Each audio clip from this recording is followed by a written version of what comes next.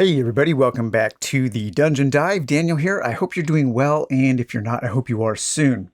Okay, today on the channel, we are taking an extended look at a weird Western RPG, and that will be from the solo perspective, and that is We Deal in Lead, and that is from By Odin's Beard. And they did send me a copy of this game quite a while ago, and it just kind of got lost in the shuffle. I've been meaning to do a video on this game for a long time because longtime viewers of the channel will know that I am a huge fan of weird westerns and the weird western genre. And so if you're not into the Weird West, if you don't really know what it is, we'll kind of do a primer, and I will give some suggestions to get into this genre because it is a really interesting one, especially this game, the way that it kind of mixes genres and you can hop from one genre to the next by entering in these magical doors, and you can incorporate a whole bunch of other stuff you have in other games because of the way that the world in this game is drifting in and out of space and time. And so you aren't just confined to a Western setting. And then we'll also take a look at a couple supplements that I'll be using. We'll do some gameplay examples. I'll do a little bit of travel, and then we'll set up an excursion. An excursion is basically kind of a dungeon crawl or an adventure in We Deal in Lead, and the game comes with some really good tables to help facilitate the creation of play at the table. So really, really handy for the soloist and for GMs who want to do no prep gaming. And we'll also take a look at the Wild West tables. And this is from TLPH. And this is a little book, a little zine that I printed from a PDF I bought on DriveThruRPG. And we will also probably, hopefully I can remember to incorporate this because this is really cool. This is called Random Realities. And this is a really neat book full of oracles. Really, really cool. And this is from Cesar Capacol. I think that's how you say his last name. If not, I apologize.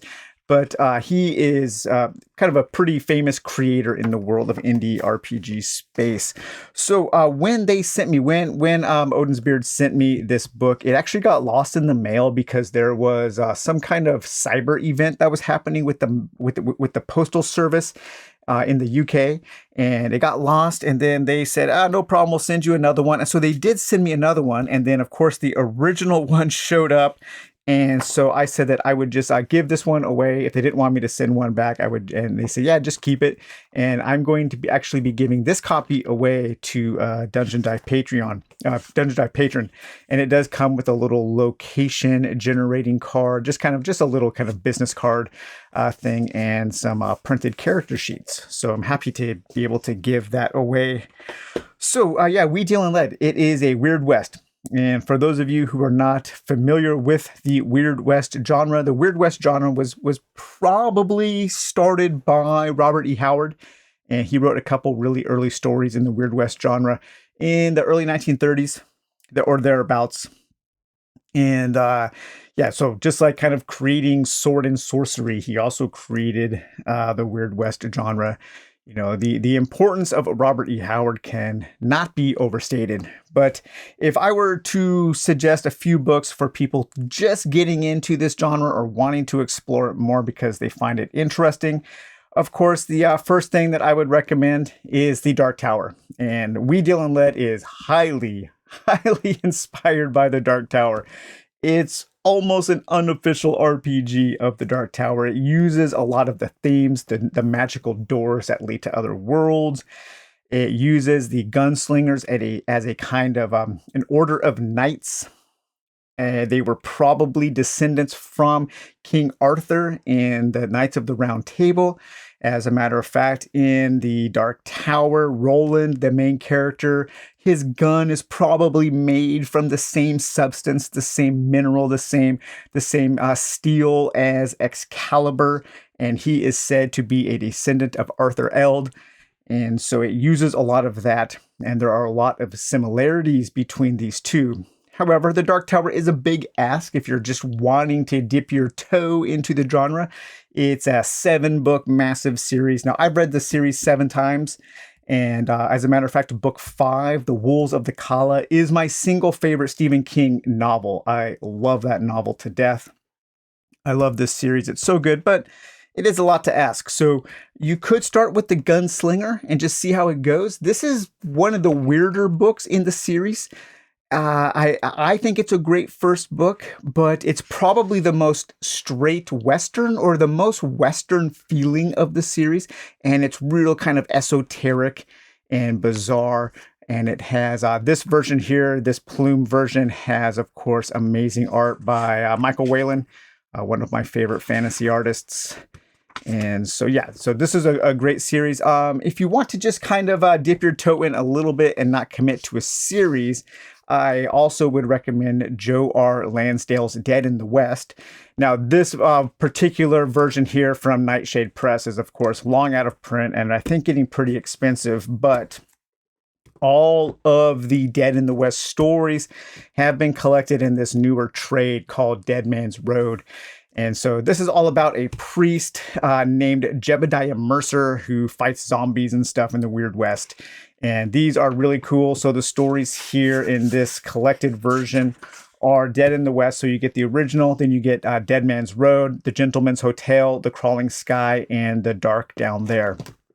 And so this is a really kind of nice, easy way to get into the genre. It's one volume, one collection, under $20, $14.95. And this should give you a really good idea of what the genre is all about.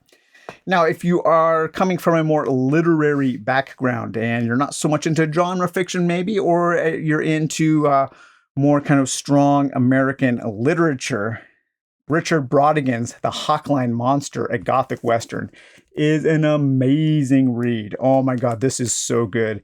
And if you guys haven't read Richard Brautigan yet, I cannot recommend him any more than I am right now. He is just such a brilliant writer. He's kind of like he's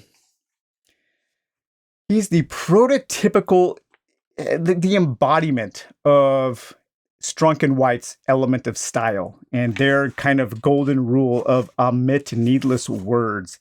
His style is one of brevity, and it's almost like you couldn't remove a single word from a Richard Brautigan sentence.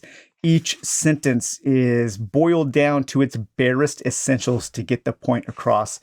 And his novel in Watermelon Sugar, I read that for the first time last year, and that was my favorite book I read all year. I just fell in love with it. I will probably read that book every year. And The Hawkline Monster is such a cool, weird Western. It's very weird, very funny, and very bizarre, very weird. And so I think this would be another good spot that's kind of a good starting point that's kind of outside the confines of genre fiction. And then a few others. Another one of my favorites, of course, we've talked about this on the channel before, but that is the Merkaba Rider from Edward M. Erdelak. And this is a 4-book series. This is the first one here. They were really, really expensive and really out of print. I think at one time this volume here was going for something like $800 or some insane price. I bought it for cover price, but they have recently been reprinted, and now you can get them on Kindle. You can get them in new trade versions. So they're not hard to get anymore. And this is such a fantastic series. This mixes Jewish folklore with Cthulhu mythos.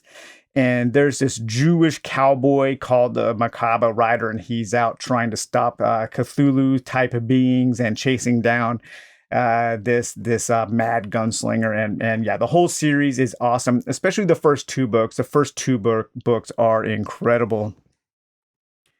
And we have a couple other examples here. So John Jakes wrote some sword and sorcery, and he also has this collection of short stories, kind of sci-fi westerns, Six Gun Planet. We have Brian Keene's The Occurrence in Crazy Bear Valley. I actually haven't read this yet. I recently picked it up about a year or 2 ago when I went back to Fresno, my hometown. I believe I found this at a used bookstore. This is another one that I haven't read yet, but I'm looking forward to. I thought the cover was really cool. The Navajo Nightmare, written by David Sodergren and Steve Stredd. A chilling phantom from the very depths of hell. Who is the Navajo Nightmare?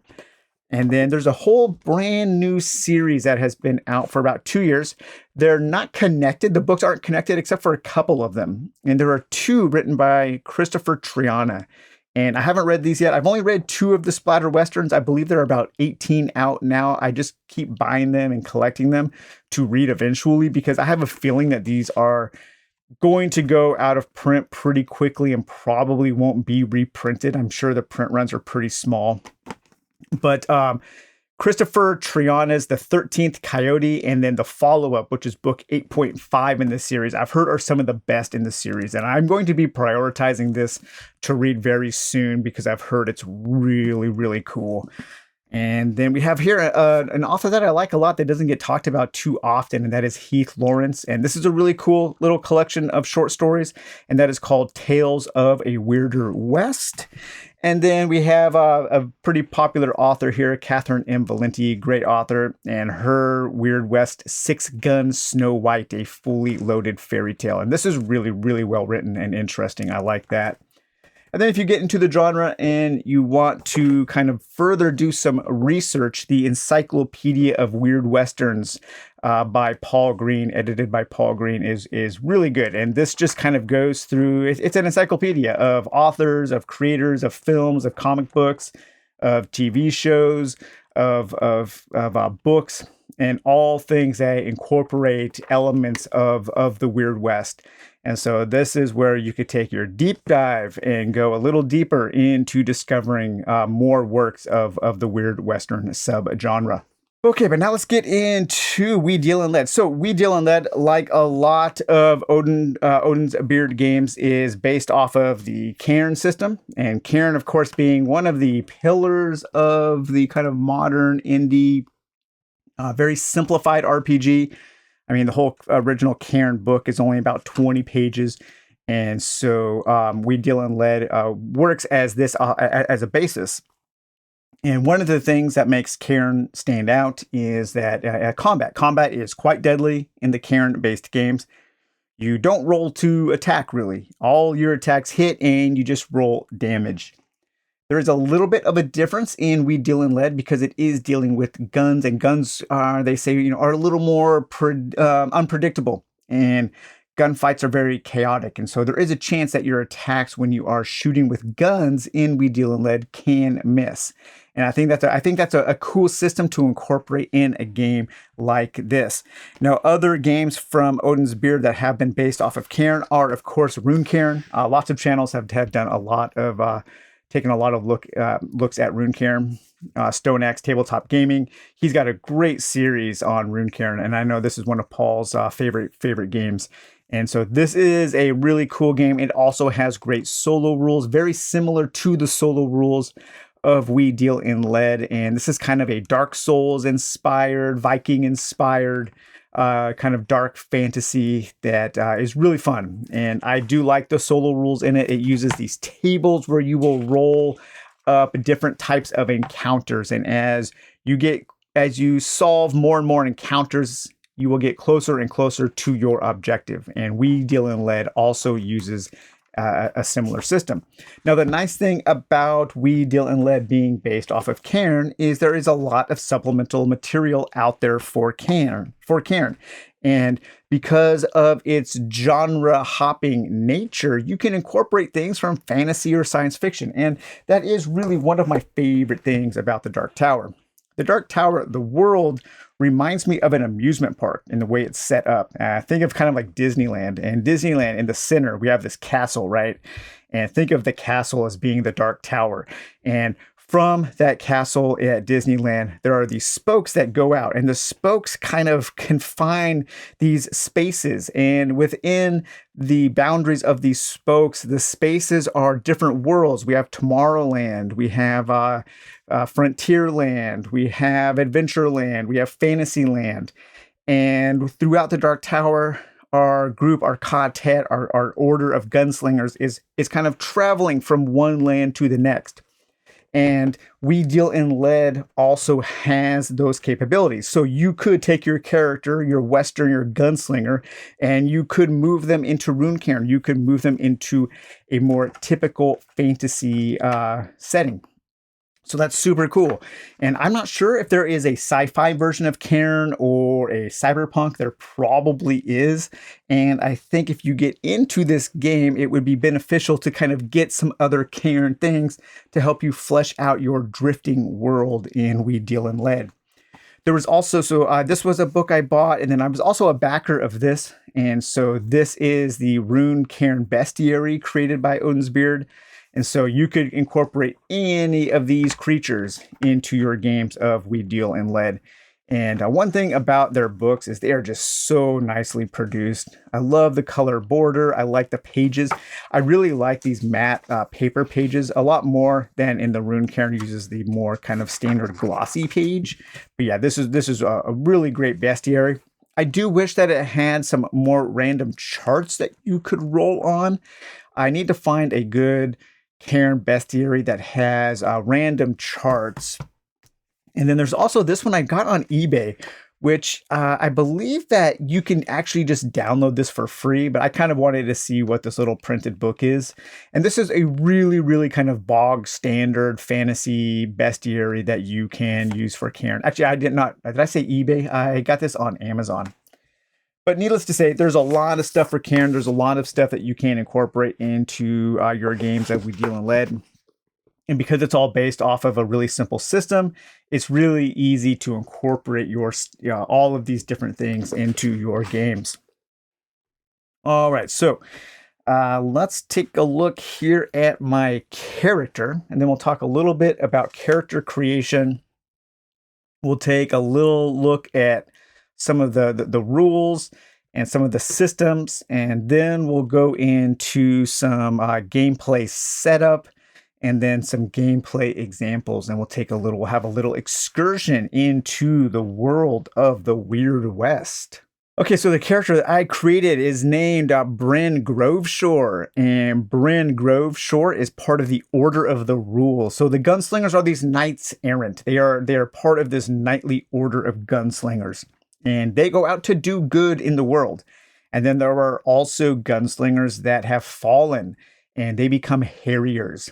And so a lot of the times your gunslingers will be out hunting harriers because they are spreading curses and things throughout the world.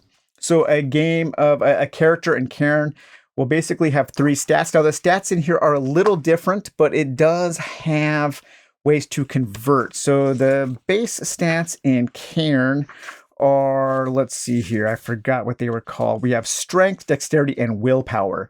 And here we have strength, dexterity, and heart. So heart kind of takes over willpower. Heart represents your... It not only does it represent the heart of your character, of their disposition, of how charismatic they are, but having a high heart value is also really important in keeping your order together. Because like in the Dark Tower series, there is this sense of a gunslinger's group, of their order, and here in the Dark Tower, it's called their quartet, of keeping that together. And if something causes a fracture in that quartet of that group, it can be very, very bad for people, and it can lead to very deep emotional scars and mental scars that are very hard to overcome. So having your main character I'm playing a solo game, so I'm only playing with one character. So having a high heart is very important. And so the system is very simple. It's a D20 roll under system. Anything you want to do is basically based off of those 3 stats. Strength would be anything that takes brute strength. Dexterity, agility, and so on, being dexterous, speed, and heart is having a mental fortitude, your charisma, and so on. And so anything you want to do, if I wanted to try to bust down a door, it would be a strength roll under 12, or 12 or under, 9 or under for dexterity, and 13 or under for heart. And you can also lose points in these stats. And so we have grit here. Now, grit doesn't necessarily mean hit points. Grit is your character's ability to press on, their ability to endure. So if your grit goes down to 0, then you have to do a strength test, or else you take critical damage, and then your strength starts going down. If your strength ever gets to 0, you will die. So my background is a preacher. I actually rolled that up randomly. There's a table in here for rolling up random backgrounds. I always like to play preacher characters or ex-preachers, preachers who have lost their faith, preachers who are out exploring the land, maybe trying to find proof of their God or something like that. But my background is a preacher and I am aged 35. So my guns I rolled up randomly. I have twin 6-shooters. The grip is leather wrapped bone, and there is a bumbler engravement. So fans of the Dark Tower will know of the Billy Bumblers of Oi, one of the great animal characters in all of fiction. And of course, there are bumblers here. There's a really cool picture. So they're kind of like these raccoon creatures with these glowing yellow eyes. But Oi is one of the great characters. I think he and Sirius are my two favorite animal characters in fiction. And so there are bumblers here, and you can have them as companions. And so they're kind of like dogs. They're intelligent. They can talk a little bit. They can mimic human voice. But in the Dark Tower, they find out that Oi is actually he's actually a destined member of their quartet. He becomes a very important member to their group and ends up being such a pivotal character. But yeah, so those are my twin 6-shooters. They have an engravement of a bumbler. So maybe I will stumble upon a bumbler sometime. My armor is thick furs. It has 1 defense. So all damage from guns bypasses armor, and damage from mundane guns or melee weapons will be augmented, will be modified by your damage protection from your armor. My mundane weapon, my melee weapon is a dagger, only a single dagger. I do have a special attack that is associated with my twin 6 shooters, and that is called 2 and 2. And so I can fire 2 shots with each gun, and then that will give me advantage on damage. And so my damage is D8. And so if you have advantage on damage, you roll twice and take the more beneficial roll. So that's how all advantage and disadvantage works in Cairn. Then my inventory slots, I can hold 12 slots of inventory right now. I have 2 for my hands, 1 for my armor, 1 for my dagger, and then I have some rations. So all of my rations will take up 1 slot. I have a torch, a first aid kit, which is very rare, some grease, and then I have a small hammer and a small harmonica. Your hat doesn't take up any inventory spots. And I randomly rolled up a Harrier hat, which is kind of the wide brim, flat top cowboy style hat. Very similar, of course, to the Man with No Name, Clint Eastwood. His hat was a Harrier hat. Lead is both a currency that you can spend to trade, and it's also how you reload your guns, because you do need to keep track of ammo. And in a lot of games, I don't like keeping track of ammo. I abstract it either with a usage die or just don't worry about it at all because I don't find it very fun. But it's very important in a game that's dealing with 6-shooters, with double barrel shotguns, where reloading is a very crucial part of the action. It's very important in these games to keep track of ammo. And so to reload, it costs 1 point of lead to reload all shots in your gun. So it's not a 1-to-1, which is nice. You don't have to keep track of each of that individually. But and then you can also spend lead, again, as a currency for trading. So that is basically my character. Let's take a look at the book here. And it's a gorgeous book with all kinds of great art. So it's written, of course, from Odin's Beard, Colin LeSueur. He's the main kind of creative force there. And we have all kinds of amazing illustrations from Kim Diaz-Holm, Perplexing Ruins. So Alan from Perplexing Ruins did a whole bunch of art here. Felipe Ferrara, Amita Savalahara, Colin LeSueur did some art as well. Evangeline Gallagher, Goran Glavovich, and Carlos Castillo. So all kinds of really, really good art in here. It's a wonderfully produced book, just really, real high quality. And so a lot of the Cairn books will actually start in the philosophy of the game, in principles for the GM and principles for the wardens. You know, that's the same here as in Rune Cairn. We get into, it's kind of like your what is an RPG section in a lot of books. So you have your nice overview, and then you have your principles, and that kind of goes through here. It tells you about the design philosophy. It's a classless system. Characters are powerful, but they're also vulnerable to death. So your characters will die. It's a very player-focused system, so players should drive the action, and that is also why I think it does make for a good solo game. And then we have all of our principles for our wardens, how to prepare information, what you need to do to prepare the game, the difficulty you should focus on, the narrative focus, how dangerous is the world, what treasure is. So treasure in this game, treasure is very valuable. This is a world that, of course, according to Stephen King, has moved on. And there are remnants of old societies. There are remnants of old worlds that you can discover. And a lot of those are relics. And to find relics in working condition is a great thing. And one relic could really change the course of the entire history of a village or of a character. And so it's to keep treasure. Treasure is just very valuable. So when you find treasure, it's always a good thing. And then here we have all of our principles for our players. And then we have our principles for our drifted world. What is this world? The world has moved on. Forces once immutable shift as space and times. The borders are thin.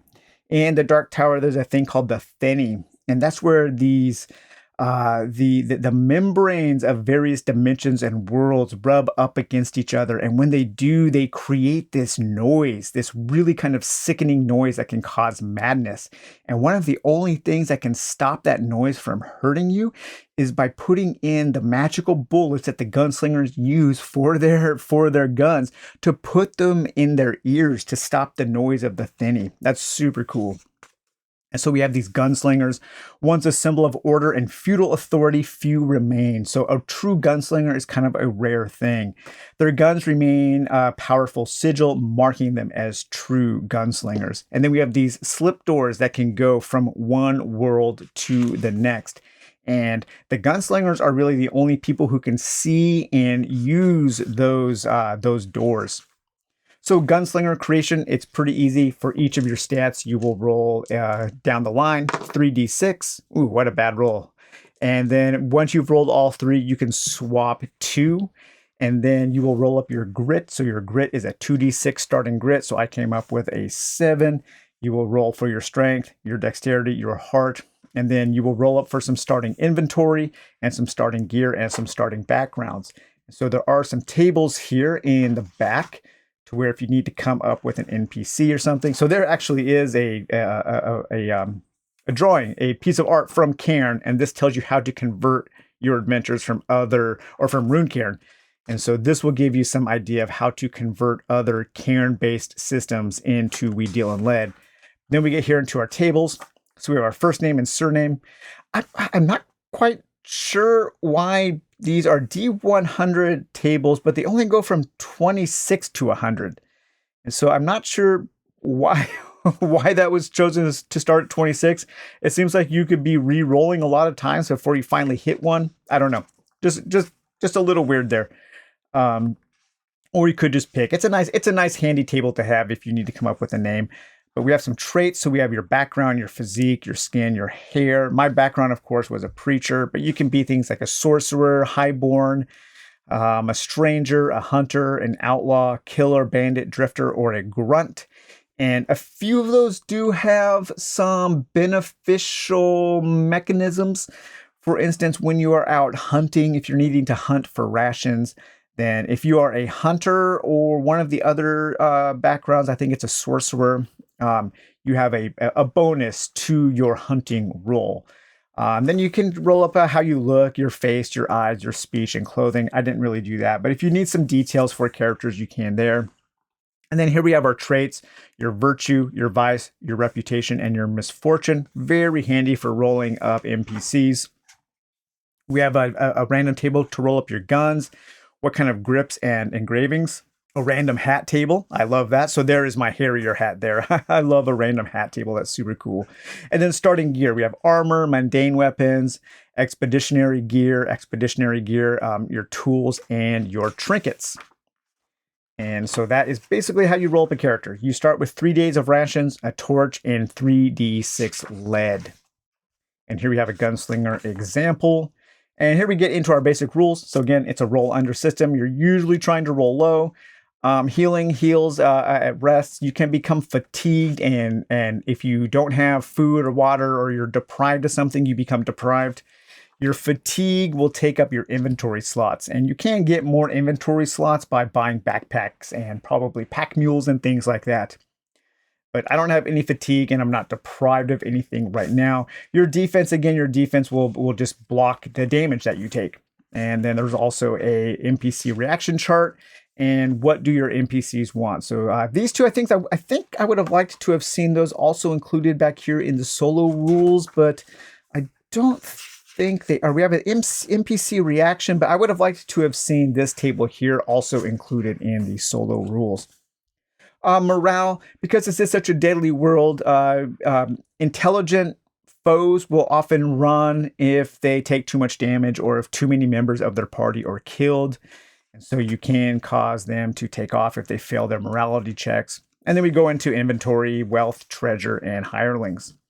And here we have a short section on the order of gunslingers. So what is your order? We have all the different orders here. So my order was the order of rule. And then it is suggested that your main gunslinger, the main leader of your order, takes on a quest, because there will come a point in their life where they will have to make a choice to sacrifice something to solve their quest.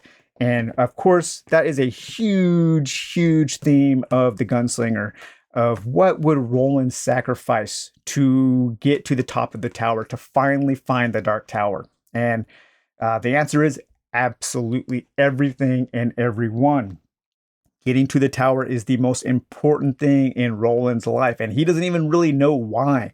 And that's kind of why I feel like the Gunslinger also has the Dark Tower, also has a lot in common, or I should say that Dark Souls 2, I think, has a lot in common with the Gunslinger, with that theme of questing for something, and along the way, you actually forget why you were even doing it. Why is it so important?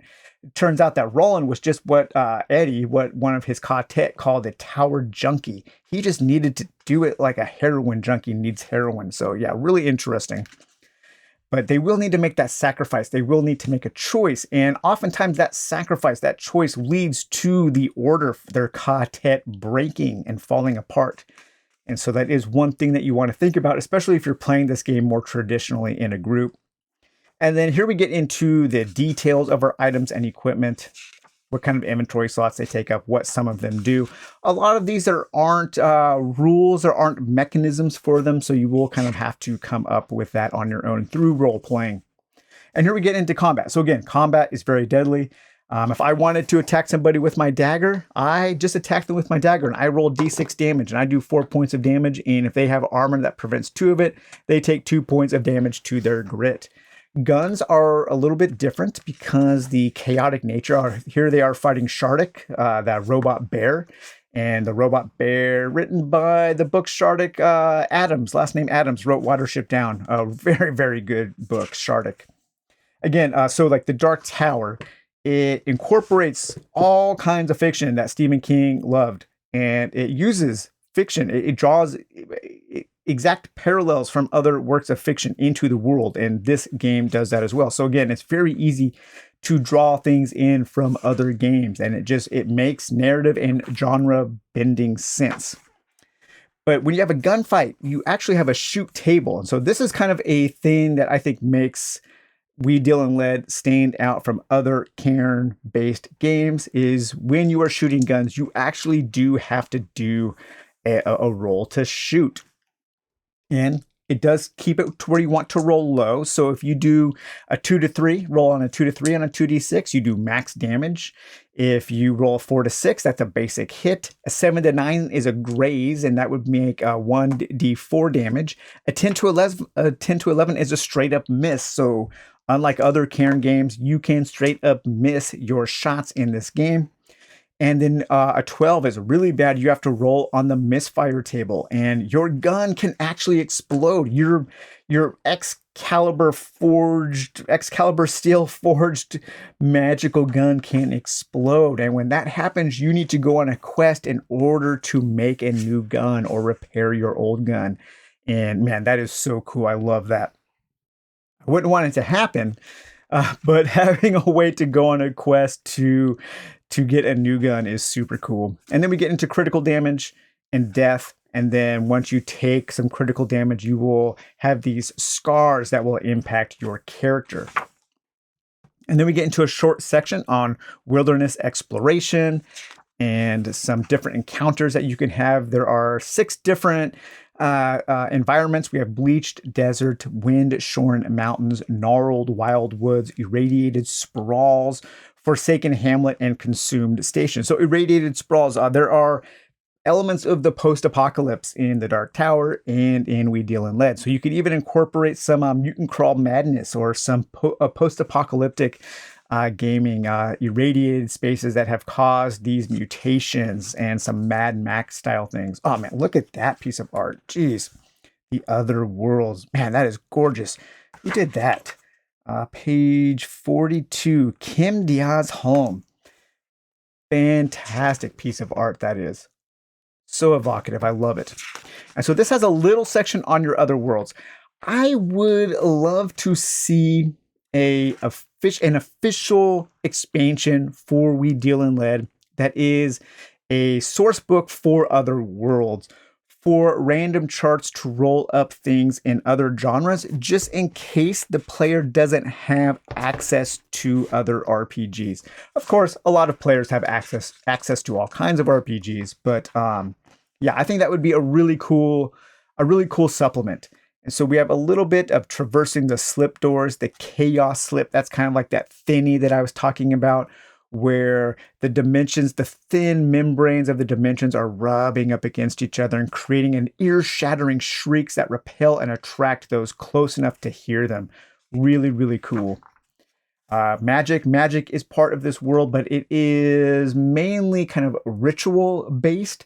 And so in the Dark Tower, Roland will often take a bone of some creature and use the bone in some ritual to try to divine some information. And it's very deadly. You can attract the attention of demons and bad things through the use of magic in this world. Perplexing Ruins, that's an Alan drawing right there.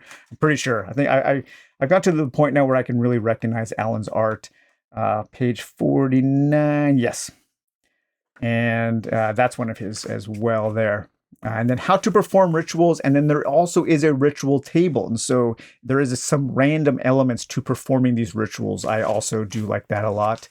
We've taken a look at this section real quick. There's your Billy Bumbler or your Bumbler, your beast companions. You can train them. They can help you in combat. And then here we get into our short section on solo play. And so we have a very simple oracle here. It's a favor. It's a favor or sorrow table. It's a 2d6 roll. So I am walking and I find some water and I need water, or else I'll be deprived. Is the water safe for me to drink? A 6. Favor with some complications. So I drink it and I don't get sick, but maybe there's some kind of nasty beast in the water that comes out and attacks me or something like that. And then we get into our reading the cards. And this is kind of a more complex or a more open-ended oracle. So we have a focus of a D10 focus, a D8 emotion, and then a D20 roll on a tarot on the major arcana. And so what I'm doing is I took out all of the major arcana, which is actually 21 here, from my Dungeon Solitaire deck. And this is really the only kind of tarot deck I have. I need to get some other tarot cards. But I will be using these cards here. And so this will answer some more complex questions. Let's take a D10 and a D8. And let's say we were coming across some kind of ruin. And we needed to find out if we could decipher the meaning of this ruin, if we know that it is beneficial or maybe deadly. What kind of ruin was this used for? So let's take a look here. So D10, D8. A D10 is 5. And so this says shoot. A D4 is shoot melancholy. And let's draw our major arcana strength. Okay, so melancholy strength and to shoot. So I would say that we feel this incredibly strong sense of stoic loneliness coming from this ruin. What does that mean in terms of gameplay? I don't know. We'd probably have to discover or probably have to investigate that a little bit more. But that's how that more complex complex oracle works there. Here we have a short adventure. This is, I think you could play this solo, but I don't really like playing pre-written adventures solo. I find it a little hard. But here we get into the meat of either the lazy GM who just wants to do no prep. Excellent. That's the kind of GM I always am, or try to be, I should say. Or the soloist. And we have our excursion. And so we will create an excursion together as we go through this. So that's kind of an overview. The excursion generator, you do have this nice flow chart. And again, you're trying to solve a certain number of encounters to complete your objective. Once you solve all of your encounters, then you have your resolution phase. And your resolution phase, you can either find your objective, or you can find a clue that will help you on your next roll to find the objective, or you can find a setback. And you need to find your objective before you find four setbacks. If you ever have 4 setbacks, then that excursion is a failure, and you will have to deal with the repercussions of that. And here we have all of our excursion encounters and a pretty good bestiary, a really nice bestiary, actually. Again, I would have loved to have seen a random chart to roll up. I'm not quite sure why so many of these indie RPGs don't have random charts to roll up a monster to fight. Because I don't like choosing the monster. I want it to be random when I'm playing solo. I don't like looking through a bestiary. Okay, who do I want to fight? Do I want to fight a Jackobrab?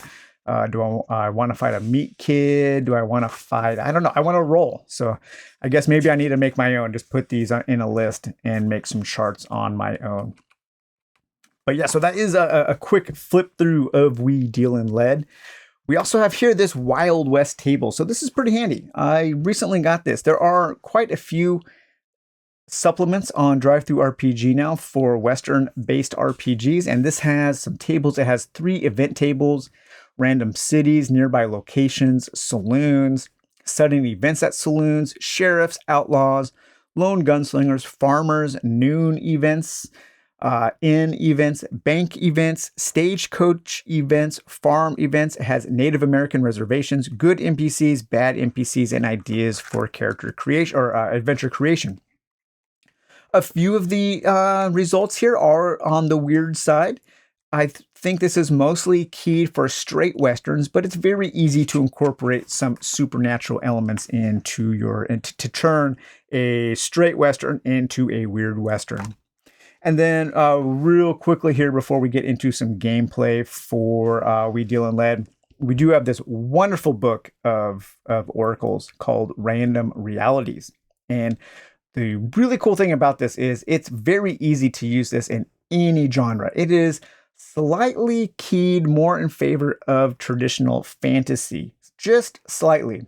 But the designer wanted to make it genre nebulous, genre ambiguous. And so it's very easy to use. And it's so there are D66 pages, and each page has a whole bunch of different oracles. We have a general oracle. We have an oracle for creating a world, for exploring, for creation of things, to set a scene, to create a quest, to create a location, to create people, a creature, and then a chance, a fate portion there. And so each one of these pages will have all of those different oracles, and you can just roll a D66, green first, 61. So then you can turn down here to the D6 to 61. So there's our page 61. If we needed a quest, we could look at our mission. Our mission is to steal something. What are we stealing? 52. We are going to steal a relationship. Okay, so maybe there is some kind of bad man who has captured this woman, and he is trying to force her into marriage for some kind of monetary gain or something for his feudal village in this world. And so we need to go and we need to stop that. We can find out our challenge, our reactions. Yeah, so this just really a cool book. So we might be utilizing some of this in our gameplay examples coming up right now. Okay, so like the Dark Tower, we are going to be starting our adventure in the wilderness. And of course, like the Dark Tower, we are going to be following somebody because the Dark Tower contains the greatest opening line in fiction history, and that is the man in black fled across the desert and the gunslinger followed. So we are following somebody. We are trying to track somebody down. Somebody in our past. I haven't come up with why, but we need to find this person. It is imperative. And so we are following them. Perhaps they are a fallen member of our old order and we need to get something back from them or something. But I want to find out who we're going to be following. So I'm going to look up an outlaw on the outlaws table here in Wild West Tales. I wish this had page numbers. Let's see here. So lone gunslingers, farmers, outlaws. Okay, so who are we following? What's this guy? 17. Okay, it's a woman. Evelyn, Rogue, Rose, O'Rourke, a skilled thief. Okay, so maybe she stole something from my order. A skilled thief known for agility and acrobatic abilities when performing daring robberies. And I completely forget to get some scratch paper, so let me remedy that real quick. My handy index cards. Okay, so we are following... What was her name? I like that nickname. The Rogue Rose. We are following the Rogue Rose. So the Rogue Rose, that is our man in black, our woman in red. And we are following her across the desert, trying to find out where she is because she stole something from our order. She stole something from our order.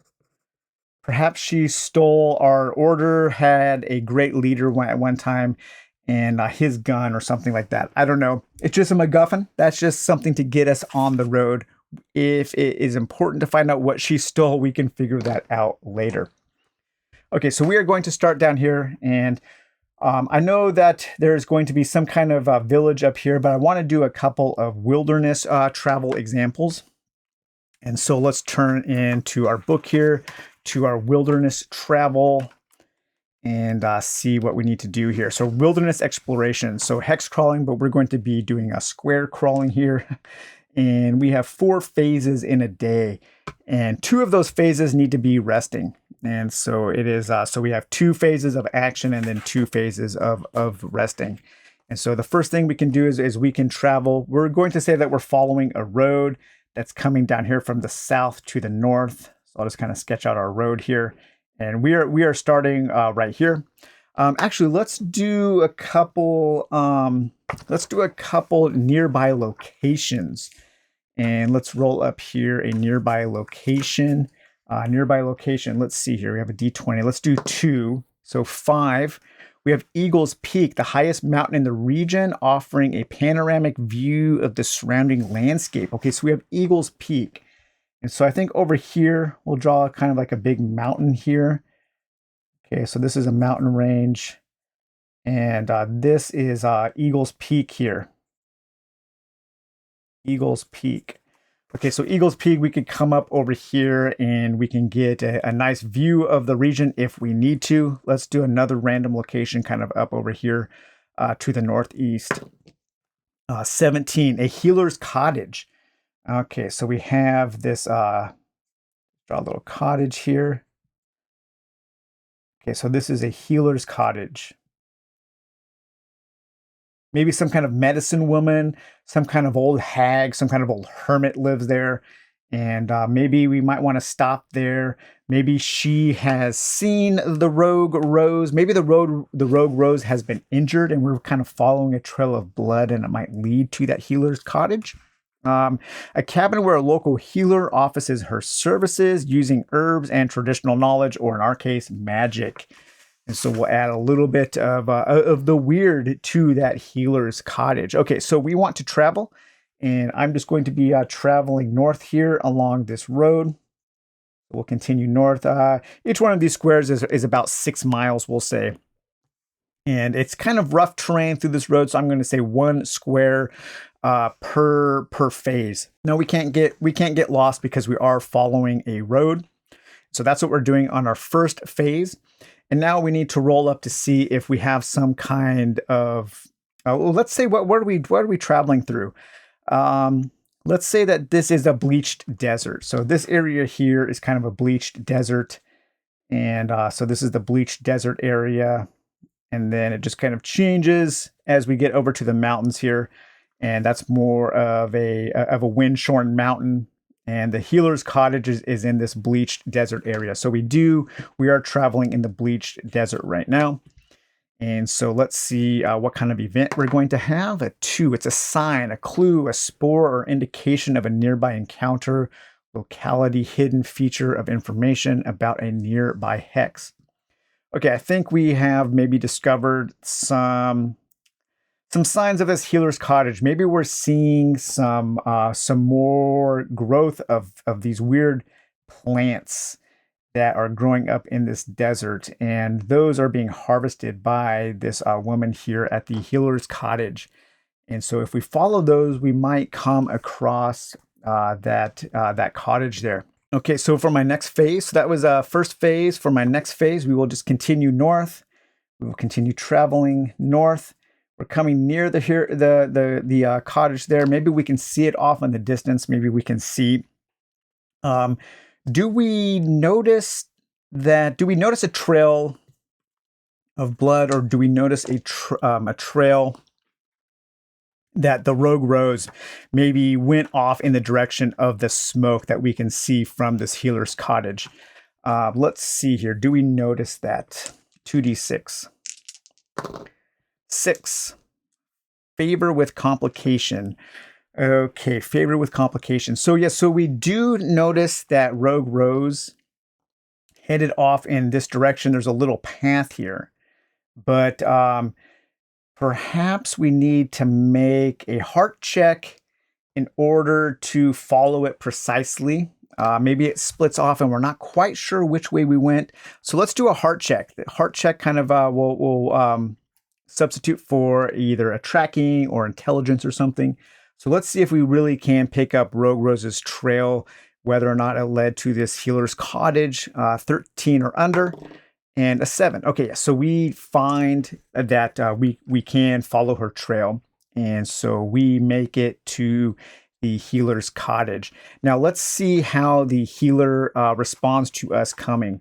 You know, we don't know her. We don't know who this woman is. But let's go to our table here. And we come up to the cottage. We follow with this little trail that's winding around. And it's pretty hard to get to. And as we get closer, we see this old woman maybe sitting on a chair outside. Maybe she's mixing up some herbs. And let's see here. 9. Okay, so she's unfriendly. She tells us to stop right there, to not get any closer. And let's see if we can make a heart test to maybe convince her that we are off, or we mean her no harm. We're just trying to find the Rogue Rose. We're asking her, maybe, did she see a woman? Was the woman injured? Which way did she go? You know, does this old woman trust us or not? And a 6. Okay, so we passed this heart test. So we talk to the woman, and she eventually offers us up her name. Let's see, what is this old healer's name? Let's find a name here. First name, I think her name is going to be Ruth. Okay, so the healer's name is Ruth. That's an old school name. I like that, Ruth. Okay, and she does tell us, yes, the woman that you described passed. She seemed to be in bad shape, and she did some kind of magic on me that compelled me to heal her, even though I didn't get a great feeling from her. So we know that this Rogue Rose is probably pretty bad. And let's see if we glean anything else from our communication with Ruth the healer. If we get any kind of clue that can maybe help us down the road. So let's go ahead and roll on our reading the cards table here. So we have a D10, a D8, and we will also roll up on our card here. All right. Okay, so we have drawn our arcana. Okay, a 3, craft, crestfallen, and magician. Okay, so I think the magician would probably be related to Ruth. And she's crestfallen because she is having trouble getting the things that she needs to craft potions after the Rogue Rose came through. Maybe she kind of pilfered her supplies. You know, she bamboozled her. She casted the Rogue Rose cast a spell on Ruth, and when Ruth came to, when she gained conscious, a lot of her supplies were gone. So she is actually asking us to go back and pick up some supplies.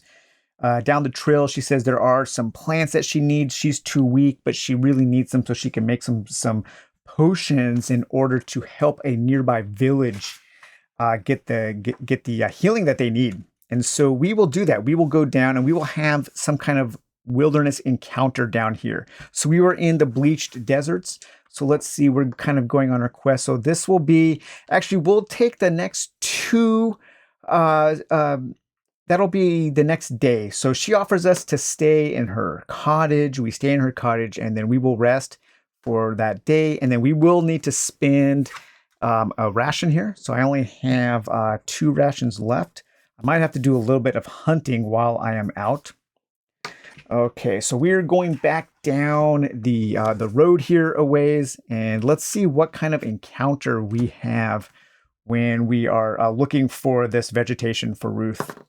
A 3, a long abandoned way station, ancient tram crumbling to rust. Okay, so the way stations are places where gunslingers travel, and we're just going to play straight up Dark Tower here, the gunslinger, and in this way station we find a slow mutant. So there are these mutants there, and we need to kill this mutant. So we're having some kind of encounter with a mutant. We'll take our mutant here, slow humanoids with misshapen limbs and gray skin.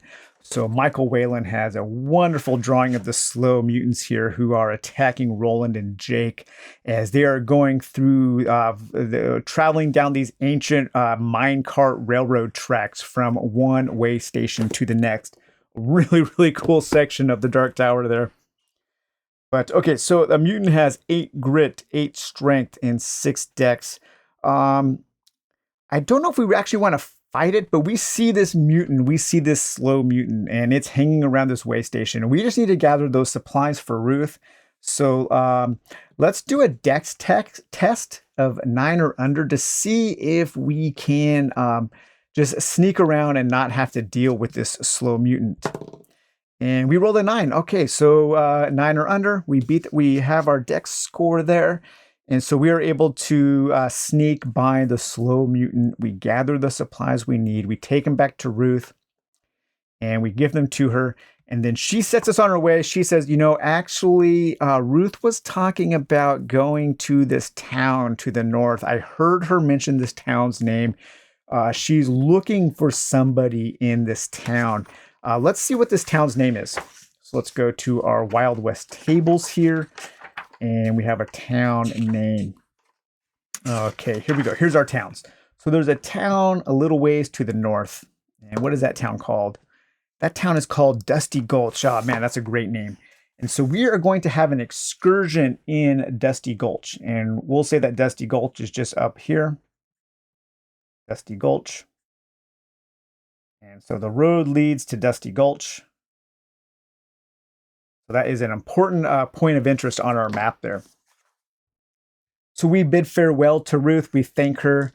And actually, I wonder if she has any potions that we could buy, possibly. No, I'm going to keep my lid. If I need something, I know where she is. I can go back. And so now let's roll up our excursion. And so excursions will take place in different locations. And each location will have a different number of encounters. that you have to overcome in order to find your objective. I'm going to say that mine is taking place in a town, and that is the town of Dusty Gulch. And a town excursion is 10 encounters plus a D8.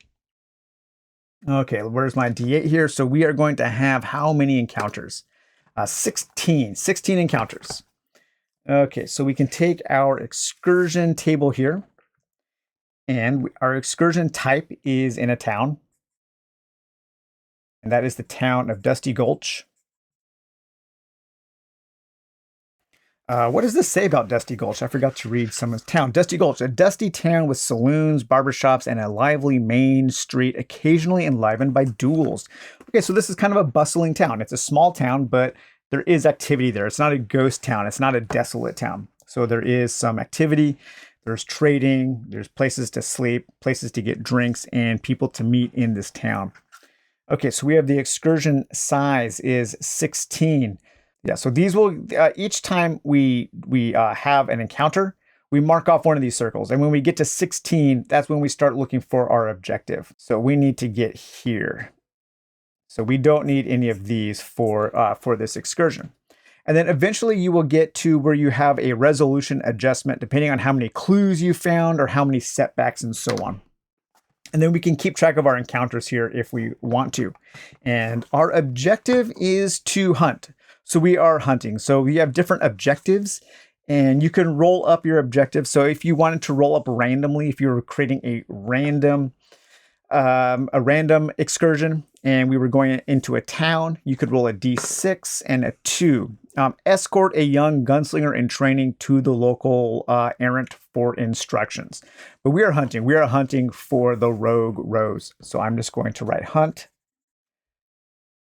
the rogue rose. We might be hunting for information about her. I don't think we actually know if she's here, if she is still here. If she knows that we are following her, she has probably moved on, but we need to find some kind of clue whether she is here or where she has gone to. So that is what we are hunting for. Okay, so we need to spend one more point of rations here for the day of traveling to Dusty Gulch. We're no longer traveling, so don't really need to worry about rations. We don't need to worry about days so much. Keeping track of time is pretty ambiguous in this game. I guess you could do basically one excursion. So we come into town. There is a saloon and an inn, and we can go there, and maybe we can stay. I don't know. We could probably stay for quite a while. Maybe we can offer them... I don't know how long. It would be nice if we knew a little bit about the currency, about the economy here. But we can stay in the inn for maybe 1 lead for a week or something. Lead is pretty valuable. So let's drop our lead down to 10 so we can talk to the local innsmith there at the saloon to get a bed. It's not a fancy inn, but hey, it'll do.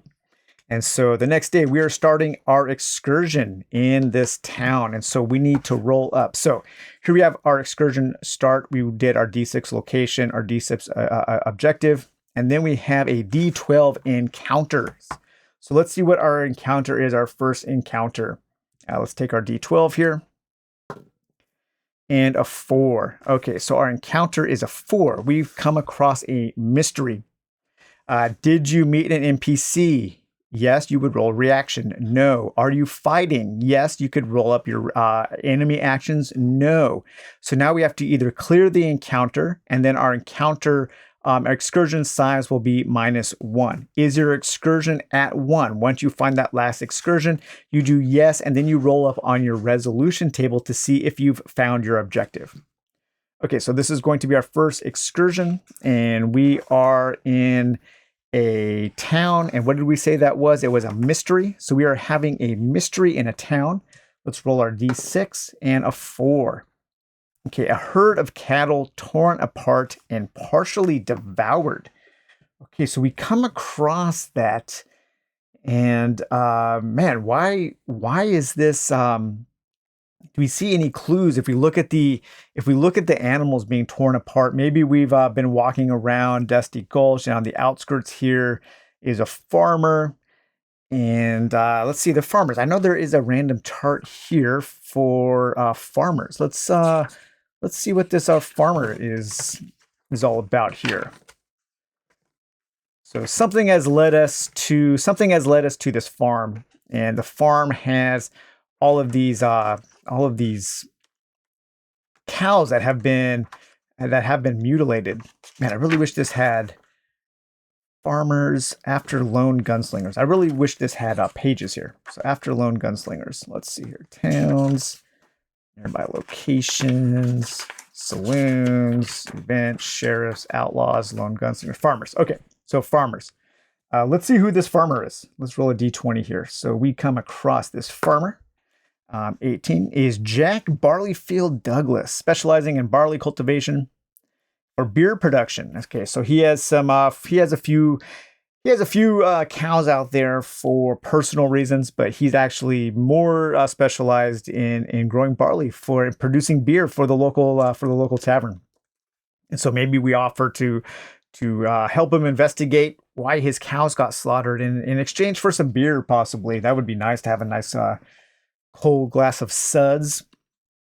And maybe there is a connection between the slaughtered cows and the rogue rose. I don't know. Maybe she's a werewolf or something, and we don't know. So let's see here. Let's do one of the advanced oracles here. We'll draw our tarot card. I'll roll my D8 and my D10. And then let's consult the oracle here. Okay, so the D10 is a 6. So we have traverse, wrathful, the moon. Oh my gosh. Okay, a werewolf, the moon. Okay, I really do like that. So traversing wrathful moon. So we notice some interesting prints leading to the gnarled up cows. They've been partially eaten, and then the prints change and become more bestial, and they lead off into another direction. So something has come out there and destroyed these cattle, and so we tell the farmer that, hey, we're investigating.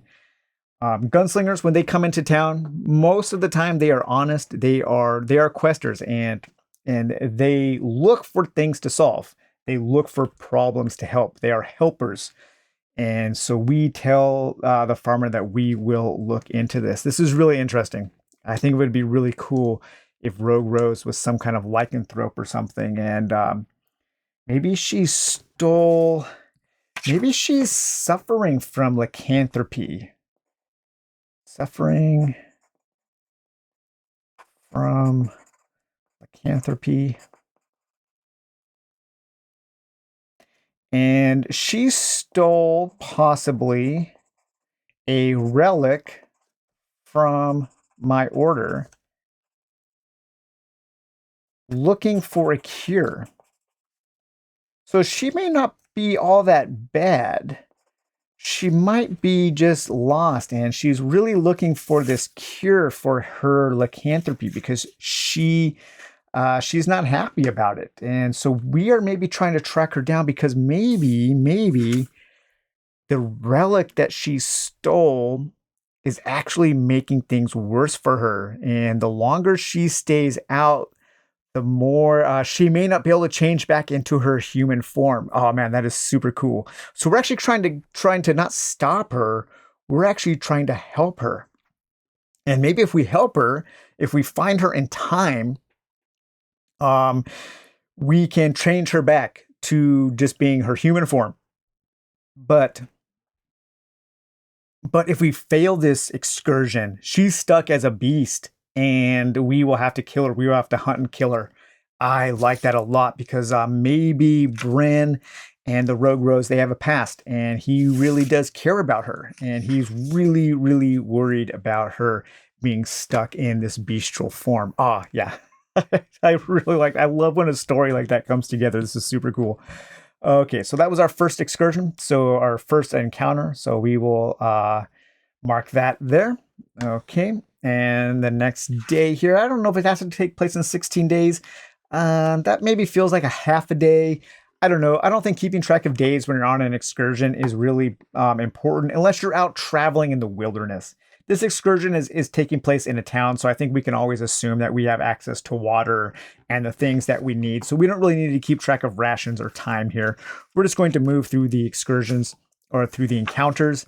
And if time becomes relevant, if time becomes important, more time than just the time of this one excursion, then we will deal with that as we come. No need to worry about it now. Okay, so let's roll our we actually did meet up actually that was kind of an NPC, but I think he would have wanted our help, so we won't worry about his the farmer's reaction. But let's roll up our next encounter here. So we have a D12 and a D6. Okay, 1 and a 4. Okay, so we come across some treasure somehow. And excursion town and a town treasure. An ancient woman hands you a block of rosewood, and I say thank you. Okay, so some woman. I think this will be an NPC. She is definitely helpful because she does hand us a block of rosewood. And so maybe we are having breakfast that morning in the saloon there, and this old woman, she knows that we are a knight, or we are a gunslinger, and she hands us a block of rosewood. Rosewood is a material that we can use to craft guns if we ever need to. So we have some material, we have rosewood, and this is a big find. This kind of material does not come lightly, and so her giving us this is a great symbol, and we need to take it. When a gunslinger is offered treasure, they need to take it, and they need to do something good with it. Let's look at random realities here. Maybe she asks us to do something for her in exchange for this rosewood. Or she doesn't ask, we volunteer because this is a big deal of her giving us this rosewood. And so we think, okay, what can we do to help this lady out? She looks like she needs some help. And let's maybe see what kind of random quest, some kind of side quest, perhaps. 33. Okay, 33. So we're going to take a look at our quest table here. And we need to negotiate 54. We need to negotiate 54. Negotiate, avoid treasure, avoid. Possibly, let's say that she is being evicted from her town. She is old, she is alone, she doesn't have any family, and somebody is trying to take over her homestead. And who is this old woman, this very old woman, old mystic woman in this town? Let's see her. She is wary. So we have these people here. She's wary. She needs help. Needs help avoiding eviction. Can I negotiate with the landlord? Something to keep in mind. A little side quest that is happening here in Dusty Gulch. Okay, so that would be one more encounter. So we are 2 encounters into our excursion. Let's do one more. Let's do one more here. Okay, let's go to our excursion here. And D12, D6. 2 and a 4. Okay, it's a mystery. And a 4. Okay, so that's another. That's the herd of cattles. Let's not do that one. Let's turn to random realities and let's see here. What can we do with random realities? We are walking towards a building, and maybe we hear it. So needs to be a mystery. And so, what kind of building are we drawn to? 31. Okay, 31. So we are drawn to this building. And it is a building of archives. Okay, so maybe it is a building of town records. This is their town hall where they keep all of their records. And we are 45. and ethereal mystique. Okay, so we feel drawn to this building, to their town hall. Perhaps we can find out some information. Maybe we are going to look up who the landlord is that is trying to evict this woman. And maybe this landlord is in cahoots with Rogue, with some kind of evil, that has tainted Rogue Rose, that has caused her to fall into this curse of lycanthropy or something like that. I don't know if there is a connection or not, but because I'm being pulled by this ethereal mystique to this place, I want to investigate this rumor. A 41. Okay, so a rumor here is a rebel hideout. Okay, so maybe this town is actually a hideout for a group of bandit werewolves or something like that. They might be using Dusty Gulch as a hideout, and that's why Rogue Rose has been drawn to Dusty Gulch.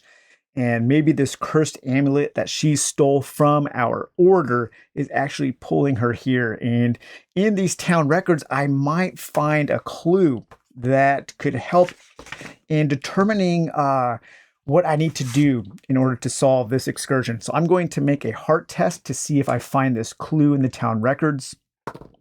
A 16, no. Okay, so I looked through the town records and nothing really jumps out, even though I feel like there's something there.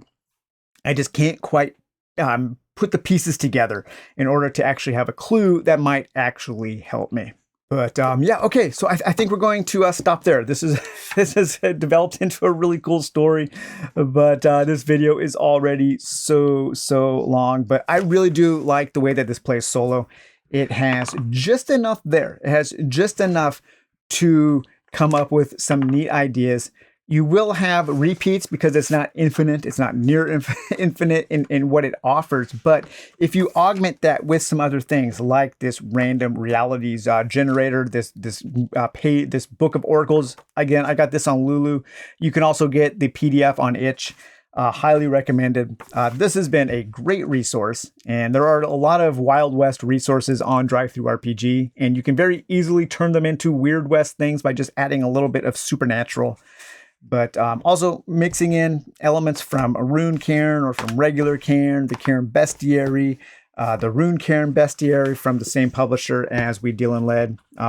Nearly infinite amount of variety and resources at your fingertips for not a ton of money. And I think the PDF of this is maybe 12 or 14 bucks. I'm not sure if there are paper copies, hard copies left of We Deal in Lead. I do have one here to give away to a Dungeon Dive patron soon. So yeah, so I hope you enjoyed this long video taking a look at a whole bunch of Weird West things, as well as the game We Deal in Lead. This has been a lot of fun. Again, I've been wanting to get this game onto the on the channel for a really long time. I think it's pretty great. It's a lovely book to read. It's a lovely book to hold. I would like to see an official supplement for other worlds that maybe just comes with a whole bunch of really cool random tables for rolling up your other worlds for things outside of the West, and maybe to kind of expand the idea of these random excursions into these other worlds. One book that just came to my mind that would also be really helpful here is, of course, Vaults of Varn. Kind of a weird sci-fi, a science fantasy. And this has all kinds of weird locations, of camps, of ruins, and tons of charts and tables to roll on, of all kinds of weird encounters. And this book would actually be really handy to add some variety to We Deal in Lead because of just how weird it is and how easy it is to pool different things into the Weird West subgenre of fantasy. So, all right, you guys. Well, I hope you enjoyed this video. We will talk to you later. Bye-bye.